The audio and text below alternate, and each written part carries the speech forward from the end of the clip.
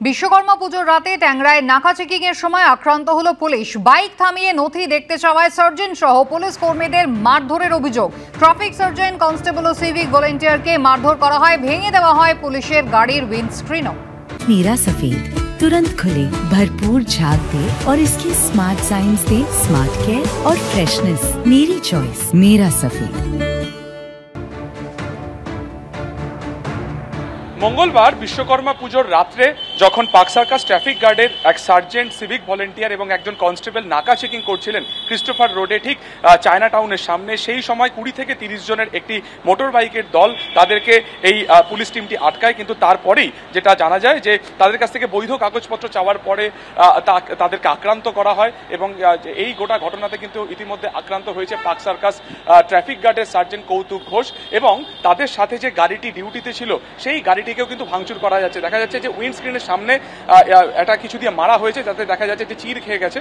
এবং ইতিমধ্যে কৌতুক ঘোষ, যিনি পার্ক সার্কাস ট্রাফিক গার্ডের সার্জেন্ট, তার হাতে পায়ে চোট লেগেছে। এছাড়া একজন সিভিক ভলেন্টিয়ার এবং একজন কনস্টেবলকেও বেধড়ক মারধর করা হয়। ইতিমধ্যে সিসিটিভি ফুটেজ খতিয়ে দেখে যারা এই আক্রমণ চালালো তাদেরকে চিহ্নিতকরণে কাজ চালানো হচ্ছে, যদিও এই গোটা ঘটনাতে এখনো পর্যন্ত কাউকে আটক বা গ্রেফতার করেনি তপসিয়া থানা। ইতিমধ্যে তারা তদন্ত শুরু করেছে। কিভাবে এই গোটা ঘটনাটি ঘটলো খতিয়ে দেখছেন কিন্তু তদন্তকারীরা। ক্যামেরায় শ্যামল জানার সঙ্গে সুকান্ত মুখোপাধ্যায়, এবিপি আনন্দ, কলকাতা।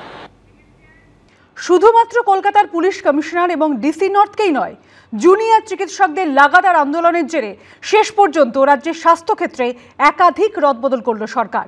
জুনিয়র ডাক্তারদের দাবি মতো সরিয়ে দেওয়া হলো রাজ্যের স্বাস্থ্য অধিকর্তা এবং স্বাস্থ্য শিক্ষা অধিকর্তাকে। সরকারি স্বাস্থ্য ব্যবস্থার অসুখ সারানোর ডাক দিয়ে স্বাস্থ্য ভবন অভিযানে নেমেছিলেন জুনিয়র চিকিৎসকরা। রোদ, ঝড়, জল মাথায় নিয়ে সেখানেই এতদিন বসেছিলেন তাঁরা। শেষ অবধি মাটি কামড়ে পড়ে থেকে তাদের দাবি দেওয়া আদায় করে নিলেন আন্দোলনকারী জুনিয়র চিকিৎসকরা। ধাক্কা দিলেন স্বাস্থ্য ব্যবস্থার শীর্ষে। সরকারি স্বাস্থ্য ব্যবস্থায় দাপটের জন্য চিকিৎসকদের যে উত্তরবঙ্গ লবি বিখ্যাত কিংবা কুখ্যাত, তাঁরাও পড়লেন ফাঁপড়ে। জুনিয়র ডাক্তারদের দাবি মতো সরাতে হলো রাজ্যের স্বাস্থ্য অধিকর্তা দেবাশিস হালদারকে, সরানো হলো স্বাস্থ্য শিক্ষা অধিকর্তা কৌস্তব নায়েককেও। একমাত্র স্বাস্থ্য সচিবকে সরালো না সরকার। তবে তার জন্য যে আন্দোলনকারীদের প্রবল চাপ ছিল তা স্পষ্ট হয়ে গেল খোদ মুখ্যমন্ত্রীর কথা থেকে।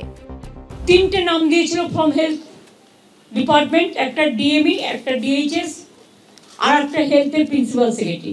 আমরা ওদের বোঝালাম যে একসাথে যদি পুরো ঘরটা খালি করে দেওয়া যায় তাহলে অ্যাডমিনিস্ট্রেশনটা চলবে কি করে।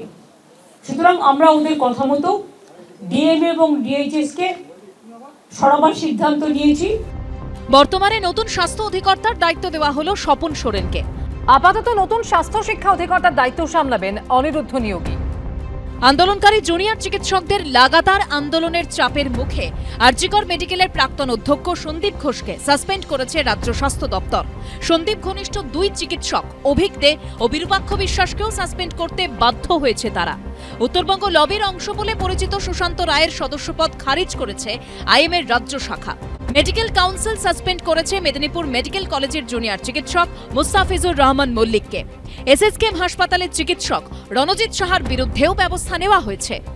নর্থ বেঙ্গল লবির কথাই বলছি, তারা শুরু করতেও একটা পক্ষ নিতে হবে। পক্ষ যদি না নেওয়া হয় তাহলেই তাদের নানা রকম সমস্যা, ইউজি লেভেলে শুরু হতো, তাদের ফেল করিয়ে দেওয়া হবে, তাদের হয়তো পরীক্ষাতেই বসতে দেওয়া হবে না, ইন্টার্নশিপের কমপ্লিশন পাওয়া যাবে না, হ্যাঁ, নানা রকম হুমকি দেওয়া।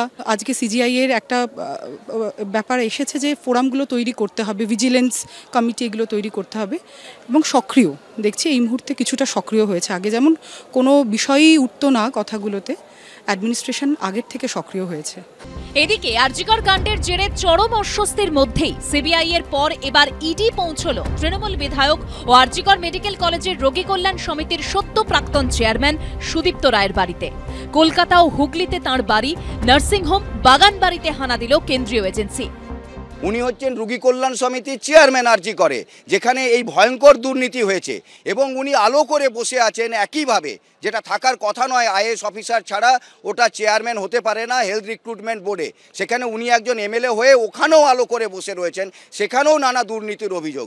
আমাদের একটা আশ্চর্য লাগে যে সিবিআই তো তার কাজ করছে, কিছু কাজ অন্তত তারা করছে।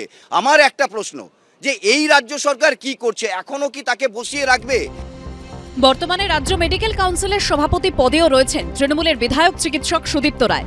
এই পরিস্থিতিতে তাঁর উপর চাপ বাড়িয়ে ইন্ডিয়ান মেডিকেল অ্যাসোসিয়েশনের রাজ্য শাখা চিঠি দিয়ে বলেছে, সন্দীপ ঘোষকে 7 সেপ্টেম্বর শোকজ করে পশ্চিমবঙ্গ মেডিকেল কাউন্সিল বলেছিল 3 দিনের মধ্যে সন্দীপ ঘোষকে বলতে হবে কেন তার মেডিকেল রেজিস্ট্রেশন বাতিল করা হবে না। তিনি এখনো উত্তর দেননি। তারপরও কেন সন্দীপ ঘোষের রেজিস্ট্রেশন আপনি বাতিল করলেন না?